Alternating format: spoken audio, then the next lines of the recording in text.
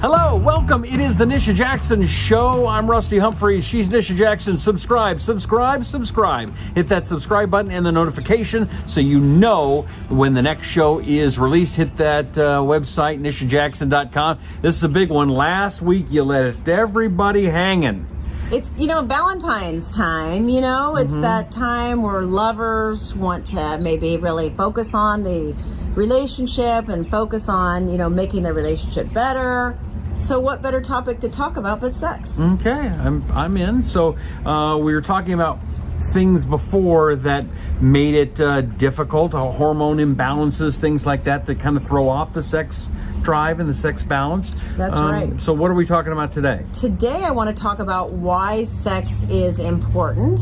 Why is it important for your health? We talked last time about what drives a low sex drive and what happens that kills a sex drive, whether it be how you feel about yourself, the foods that you're eating, your hormone levels, what kind of hormones can be imbalanced that can lead to a low sex drive. So we went through all of that last time, but this time I want to talk about what are some of the health benefits that you get overall with good sex, and also what you can do to make your sex drive better. Okay.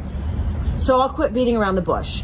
The number one most important thing is you live longer if you have regular good sex. Come on. No, I'm not kidding. You live longer. You can improve your lifespan by just having good sex. Hugh Hefner made it pretty long. There's one proof of the pudding.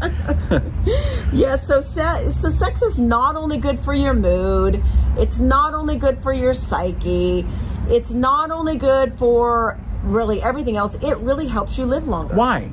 Well, there's a lot of reasons, and I'm going to get to them in a minute, but improving your sensation of calmness, improving your mood, improving your physical activity, because there is physical activity involved here, right? Improving your outlook, improving how you feel about yourself. These are all the things that happen when you have good sex. Those people live longer. It reduces inflammation in your body. It releases a hormone called oxytocin, which makes you more lovely. It makes you feel more lovely. It makes you feel more connected to your partner. Nice. So why wouldn't we want all of those things? I mean, if you think about it, it reduces anxiety. It creates a sensation of, like I said, calmness. It lifts up the mood. People find, especially women find, that they like themselves more when they have regular good sex. Interesting. Now, I'm not talking about going out and just getting crazy with sex. I'm talking about having a good sexual relationship, because that's really where most of the health benefits come from.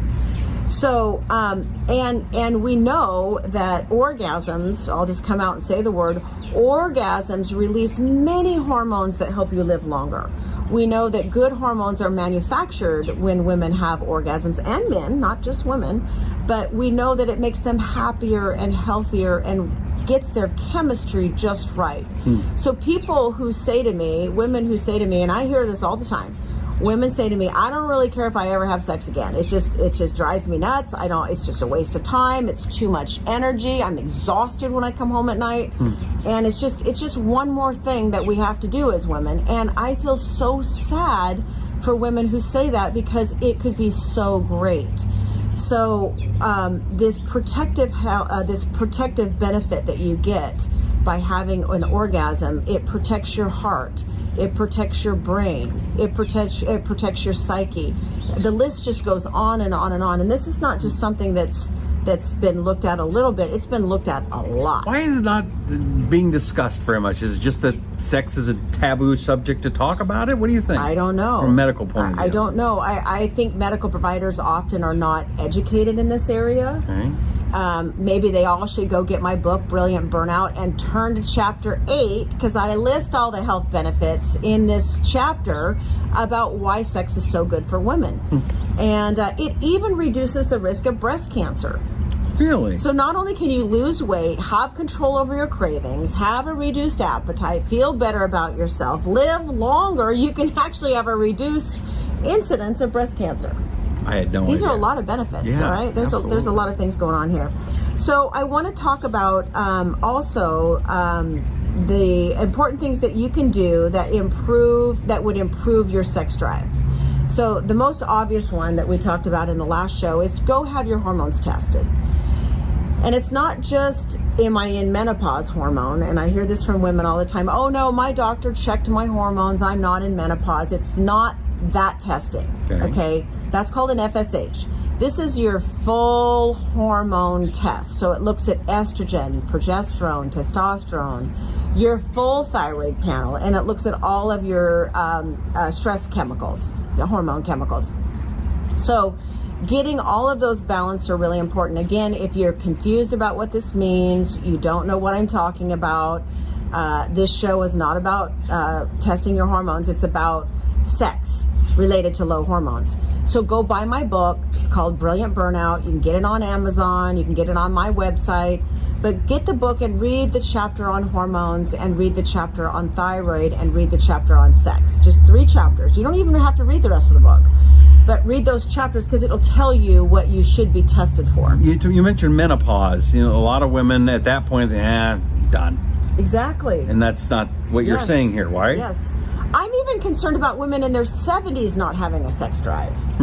So you should be able to enjoy sex your whole life.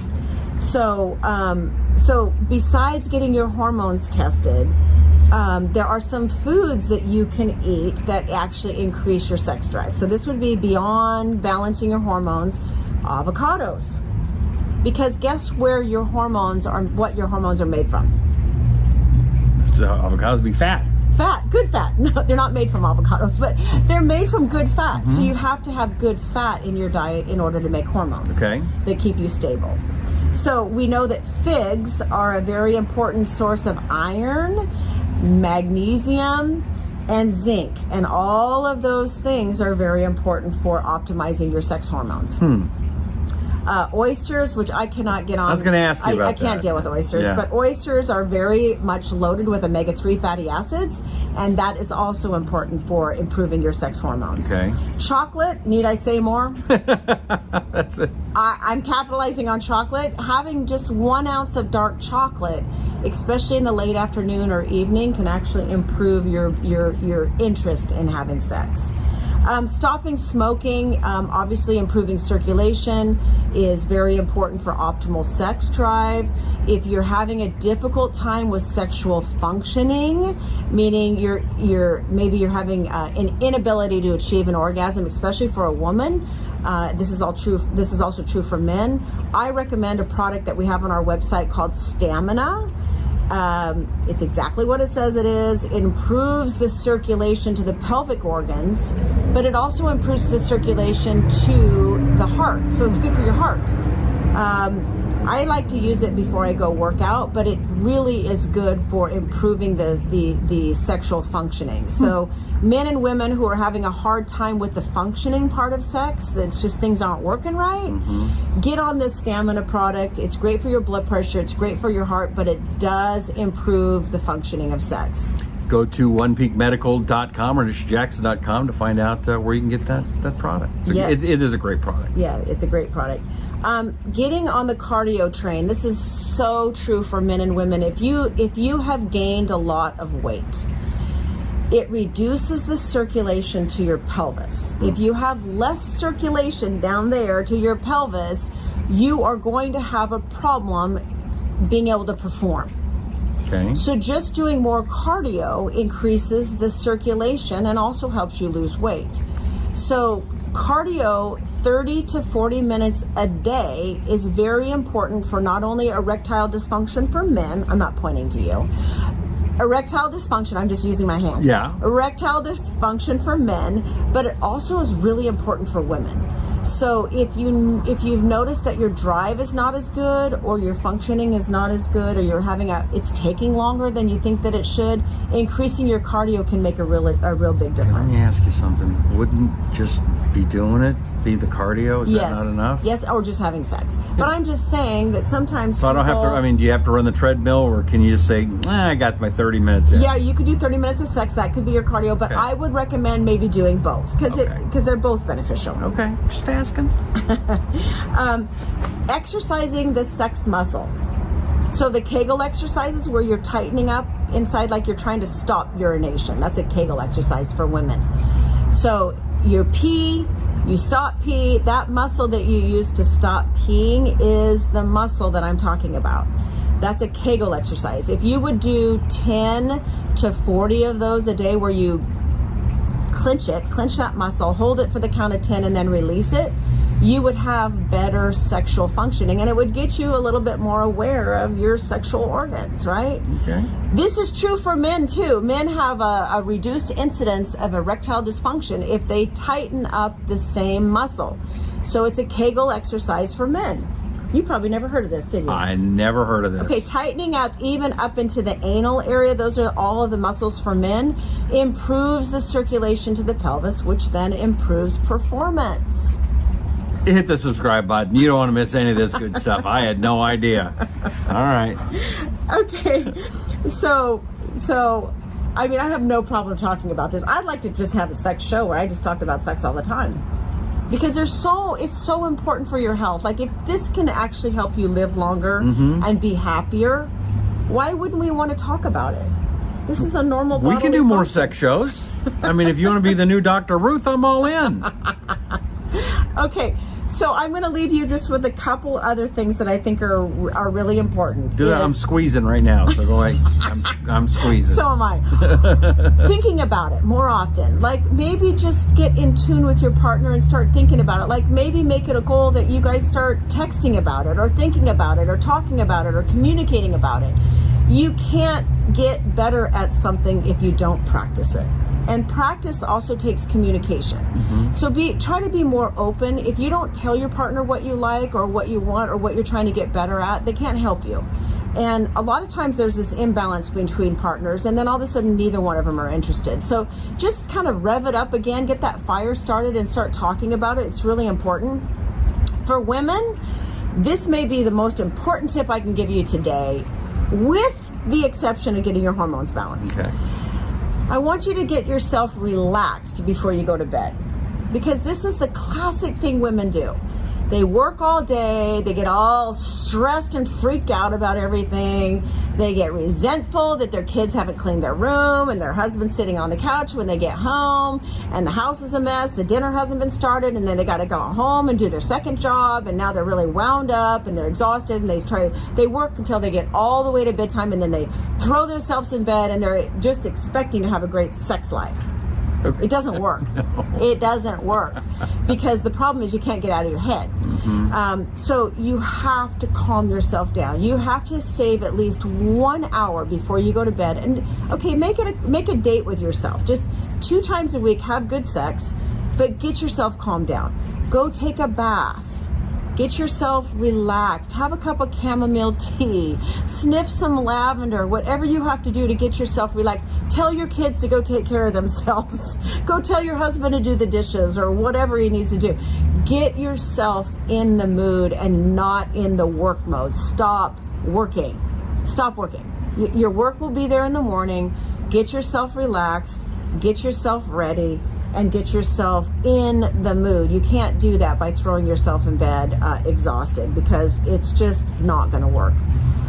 If you're using the birth control pill, this is true for women of all ages, obviously, up until menopause. If you're using a form of birth control pill, most likely your testosterone has been compromised. So you probably need to use some kind of a testosterone supplement. If you're using the birth control pill and your testosterone's low, your sex drive's not going to be good. I've always said that's really how the birth control pill works. It just kills your sex drive. So I would recommend that you think about getting on some kind of a treatment plan if you're on the birth control pill, and you can use the two together. And then I just want to leave with just one important thing is, consider treating your body better, women. If you want to have a better sex drive, if you want to have a better sexual functioning, you have to treat your body better. Get your sleep. You can't have a good sex life if you're exhausted. You have to start sleeping better. If you have a sleep problem, go get my book. I tell you how to sleep better in my book. What's the name of that book again? Brilliant Burnout. Get my book. Start sleeping better. Start taking care of your body. Feed yourself good foods. Like your body more. Like how you look more. Like how you treat yourself better. Because all of these things work together. Getting a good sex drive is about a lot of different things. not just your relationship and how you communicate, but it's really how you take care of yourself. And just remember, there's so many benefits that come out of this, and you're worth it. You're worth it to make it better. You are worth it, and great advice as always. Please subscribe to the show so you can, and this is a great one to send to your friends, really. This one and the last one, ladies, this is really something that you can help change you and your friends' lives with something like this. It's that important. Yes. So please share these two videos and subscribe. And also, would you please go to nishajackson.com? NishaJackson.com is up there above, or onepeakmedical.com.